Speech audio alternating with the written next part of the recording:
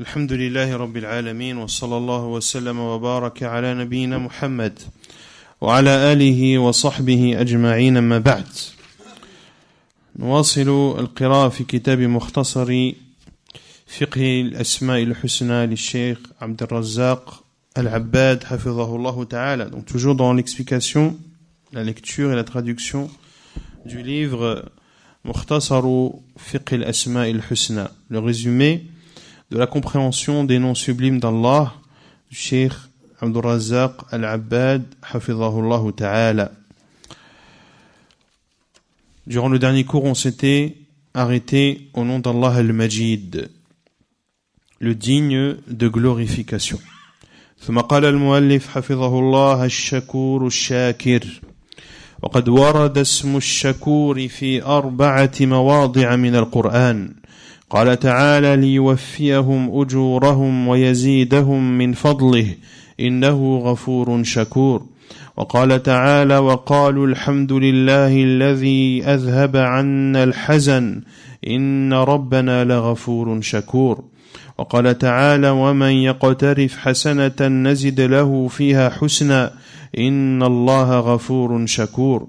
وقال تعالى إن تقرضوا الله قرضا حسنا يضاعفه لكم ويغفر لكم والله شكور حليم. وورد الشاكر في موضعين. قال تعالى ومن تطوع خيرا فإن الله شاكر عليم. وقال تعالى ما يفعل الله بعذابكم إن شكرتم وآمنتم وكان الله شاكرا عليما. وجميع هذه المواضع 6 التي ورد فيها هذان الاسمان مواضع امتنان من الله عز وجل بإثابة المطيعين وتوفية الأجور والزيادة من الفضل والمضاعفة للثواب. وهذا مما يبين لنا معنى هذين الاسمين، وأن الشكور الشاكر هو الذي لا يضيع عنده عمل عامل بل يضاعف الأجر بلا حسبان، الذي يقبل اليسير من العمل ويثيب عليه الثواب الكثير والعطاء الجزيل والنوال الواسع، الذي يضاعف للمخلصين أعمالهم بغير حساب ويشكر الشاكرين ويذكر الذاكرين. ومن تقرب إليه شبرا تقرب إليه ذراعا ومن تقرب إليه ذراعا تقرب إليه باعا. ومن جاءه بالحسنة زاد له فيها حسنا وأتاه من لدنه أجرا عظيما. وفي الآيات المتقدمة جمع بين الغفور والشكور، فهو سبحانه غفور للذنوب كلها مهما عظمت فلا يتعاظمه ذنب أن يغفره. الشكور لكل عمل وإن قل ولو كان مثقال ذرة. ولهذا لا يجوز للمسلم أن يقنط من غفران الله للذنوب مهما عظمت، كما لا يجوز له أن يحقر من أعمال البر شيئا مهما قلت، فإن الرب سبحانه غفور شكور. Donc le nom d'Allah subhanahu wa ta'ala, Ash-Shakur, Ash-Shakir. Et le nom d'Allah sublime, Ash-Shakur, le reconnaissant, a été cité à 4 endroits dans le Coran. Dans le verset 30 de Surat Fatir, dans lequel Allah Azza wa Jal dit selon le sens, afin qu'Allah les récompense pleinement et leur ajoute de sa grâce, il est pardonneur et reconnaissant. Le deuxième verset est le verset 34 de Surat Fatir, dans lequel Allah subhanahu wa ta'ala dit selon le sens, et ils diront louange à Allah qui a écarté de nous l'affliction. Notre Seigneur est certes pardonneur et reconnaissant. Le troisième verset est le verset 23 de Surat Shura, dans lequel Allah subhanahu wa ta'ala dit selon le sens,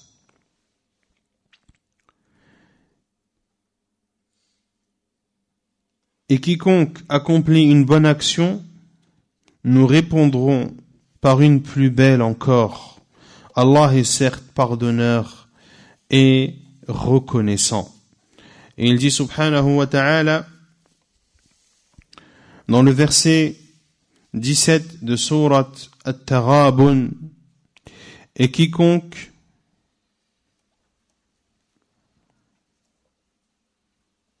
si vous faites à Allah un prêt sincère, in tuqridu Allah qardan hasana, si vous faites à Allah un prêt sincère, il le multipliera pour vous et vous pardonnera. Allah est très reconnaissant et indulgent.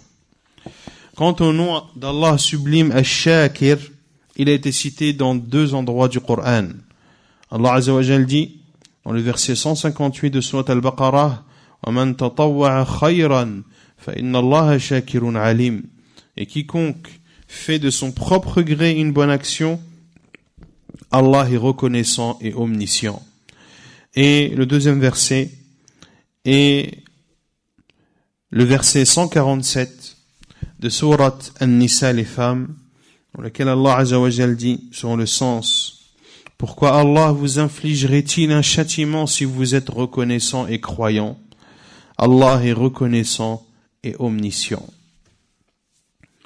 L'ensemble de ces 6 endroits dans le Coran, dans lesquels ces signes, dans lesquels ces 2 noms ont été cités, ces 2 noms sublimes d'Allah subhanahu wa ta'ala, ces 6 contextes sont des contextes dans lesquels Allah Azza wa Jal récompense ceux qui lui obéissent. Des contextes dans lesquels Allah accorde la récompense et donne plus de mérite et multiplie la récompense à ceux qui font des bonnes œuvres.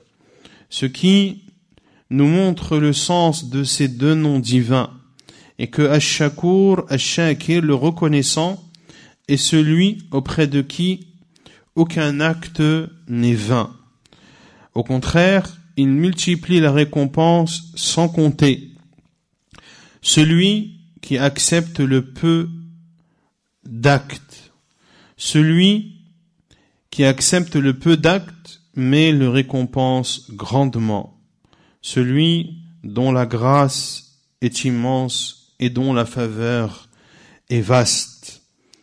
Celui qui multiplie à ceux qui font des actes sincères, il leur multiplie la récompense sans mesure. Il est reconnaissant envers ceux qui sont reconnaissants.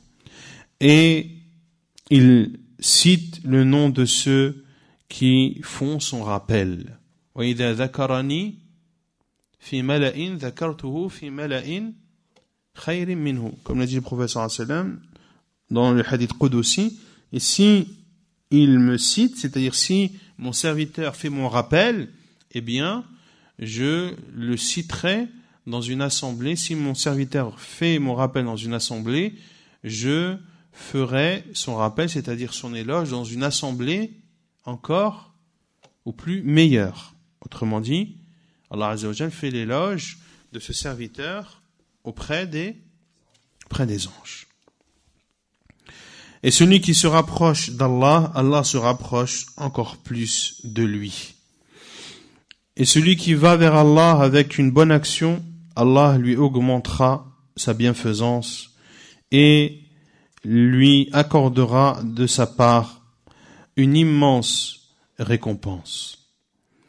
Et dans les versets cités également, il y a une association entre les noms d'Allah Al-Ghafour et Ash-Shakur, le pardonneur et le reconnaissant. Allah subhanahu wa ta'ala pardonne tous les péchés, quelle que soit leur gravité et leur immensité. Il n'y a pas un péché trop grand et trop immense pour qu'Allah ne le pardonne pas. Allah est le reconnaissant vis-à-vis de tout acte, même s'il est petit, même s'il est de la taille d'un atome. Pour cela qu'il est interdit aux musulmans de désespérer du pardon d'Allah des péchés, quelle que soit l'immensité de ce péché.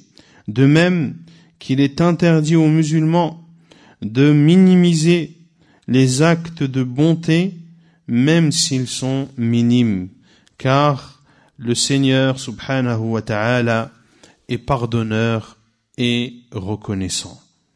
ثم قال حفظه الله الحليم. Puis il cite le nom d'Allah, l'indulgent, الحليم. وهو اسم تكرر وروده في القرآن الكريم في عدة مواضع. قال الله تعالى: إن الله يمسك السماوات والأرض أن تزولا ولئن زالتا إن أمسكهما من أحد من بعده إنه كان حليما غفورا. وقال تعالى: والله يعلم ما في قلوبكم وكان الله عليما حليما. ومعناه الذي لا يعجل على عباده بعقوبتهم على ذنوبهم ومعاصيهم، يرى عباده وهم يكفرون به ويعصونه وهو يحلم عليهم فيؤخر وينظر ويؤجل ولا يعجل، ويوالي النعم عليهم مع معاصيهم وكثرة ذنوبهم وزلاتهم، فيحلم عن مقابلة العاصين بعصيانهم، ويمهلهم كي يتوبوا ولا يعاجلهم بالعقوبة كي ينيبوا ويرجعوا. وقد أخبر سبحانه عن حلمه بأهل المعاصي والذنوب وأنواع الظلم بأنه لو كان يؤاخذهم بذنوبهم أولا بأول لما أبقى على ظهر الأرض من دابة، كما قال سبحانه: ولو يؤاخذ الله الناس بظلمهم ما ترك عليها من دابة ولكن يؤخرهم إلى أجل مسمى فإذا جاء أجلهم لا يستأخرون ساعة ولا يستقدمون. وقال تعالى: وربك الغفور ذو الرحمة لو يؤاخذهم بما كسبوا لعجل لهم العذاب بل لهم موعد لن يجدوا من دونه موئلا. فمع ما يكون منهم من شرك به سبحانه ووقوع في مساخطه واجتهاد في مخالفته ومحاربة دينه ومعاداة لأوليائه يحلم عليهم ويسوق إليهم أنواع الطيبات ويرزقهم ويعافيهم، كما في الصحيحين من حديث أبي موسى الأشعري رضي الله عنه عن النبي صلى الله عليه وسلم قال: ليس أحد أو ليس شيء أصبر على أذى سمعه من الله إنهم ليدعون له ولدا وإنه ليعافيهم ويرزقهم. ومن حلمه سبحانه بأصحاب الأخدود قوله تعالى: إن الذين فتنوا المؤمنين والمؤمنات ثم لم يتوبوا فلهم عذاب جهنم ولهم عذاب الحريق. قال الحسن البصري رحمه الله: انظروا إلى هذا الكرم والجود، قتلوا أولياءه وهو يدعوهم إلى التوبة والمغفرة. Le nom d'Allah al-Halim, l'indulgent, qui est un nom cité à plusieurs reprises dans le Coran. Allah subhanahu wa ta'ala dit dans le verset 41 de Surat Fatir: Allah retient les cieux et la terre pour qu'ils ne s'affaissent pas. Et s'ils s'affaissaient, nul autre après lui ne pourra les retenir. Il est indulgent et pardonneur. Et il dit aussi subhanahu wa ta'ala dans le verset 51 de Surat Al-Ahzab, les coalisés: Et Allah sait ce qu'il y a dans vos cœurs, et il est omniscient et indulgent. Le sens de ce nom divin d'Allah subhanahu wa ta'ala est qu'Allah subhanahu wa ta'ala ne se précipite pas à châtier ses serviteurs à cause de leurs péchés et de leur désobéissance. Il voit ses serviteurs qui mécroient en lui et lui désobéissent, et il est indulgent envers eux. Il retarde, il les observe et ne se précipite pas. Il leur accorde ses bienfaits malgré qu'ils lui désobéissent et malgré leurs péchés et leur désobéissance et leurs erreurs. Il est indulgent envers les désobéissants malgré leur désobéissance. Il attend en espérant ou afin qu'ils se repentent, ils ne précipitent pas leur châtiment afin qu'ils reviennent. Et Allah subhanahu wa ta'ala informe de son indulgence envers ceux qui désobéissent, ceux qui lui désobéissent à travers des péchés ou quelconque injustice.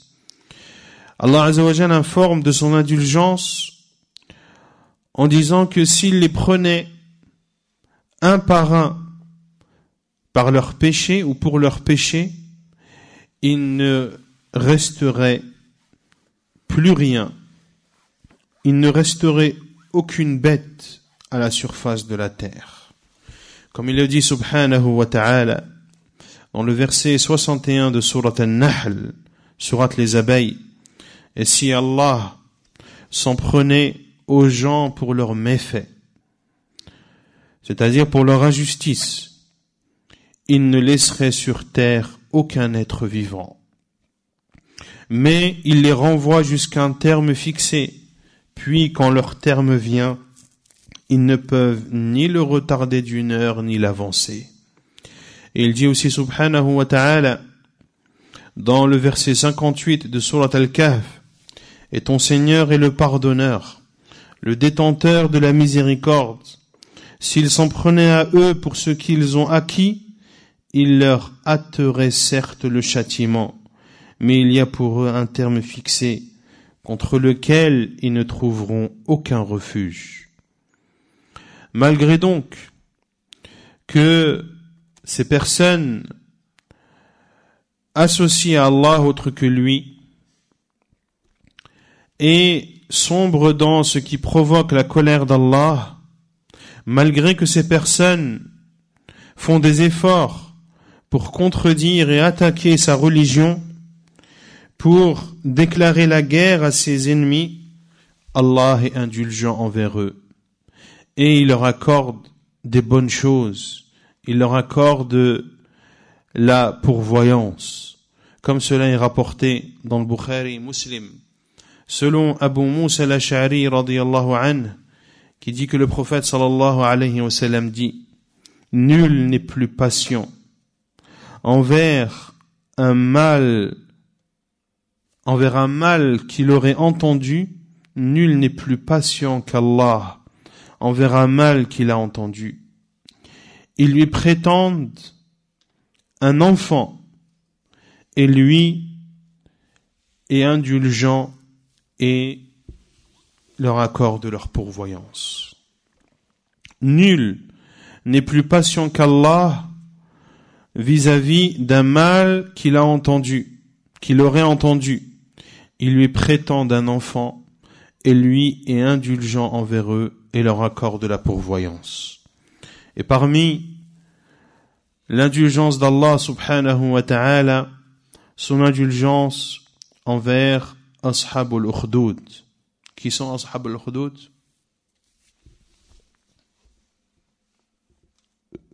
On a fait le tafsir de Surat al-Buruj. On l'a fait ou pas? Qui sont Ashab al-Ukhdud? Naam, qu'est-ce qu'ils ont fait? Ils ont creusé un fossé et ils ont...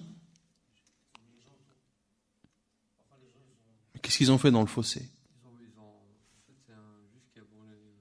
Naam, ils ont fait un feu, un immense feu dans le fossé, et ils jetaient dans ce fossé toutes les personnes qui croyaient en Allah subhanahu wa ta'ala. وَمَا نَقَمُوا مِنْهُمْ إِلَّا أَنْ يُؤْمِنُوا بِاللَّهِ الْعَزِيزِ الْحَمِيدِ. Il ne leur reprochait à ces personnes qui jetaient dans le feu que d'avoir cru en Allah subhanahu wa ta'ala.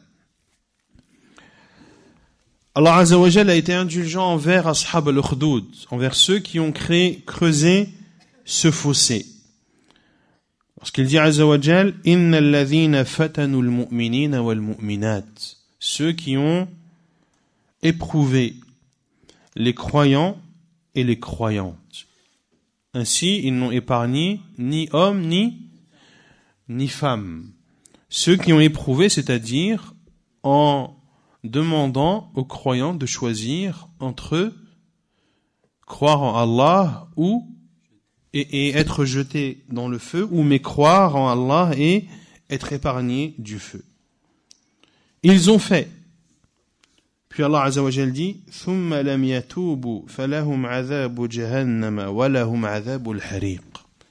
Ceux qui ont éprouvé, les croyants et les croyantes, puis ne se repentent pas de ce qu'ils ont fait, alors à eux le châtiment de l'enfer et le châtiment du feu. Al-Hasan al-Basri, rahimahullah ta'ala, a dit: regardez cette générosité et cette bonté. Ils ont tué ses alliés et lui, c'est-à-dire Allah subhanahu wa ta'ala, les appelle au repentir et au pardon. Et Allah les appelle au repentir et au pardon. ونكتفي بهذا القدر وسبحانك اللهم وبحمدك أشهد أن لا إله إلا أنت أستغفرك وأتوب إليك.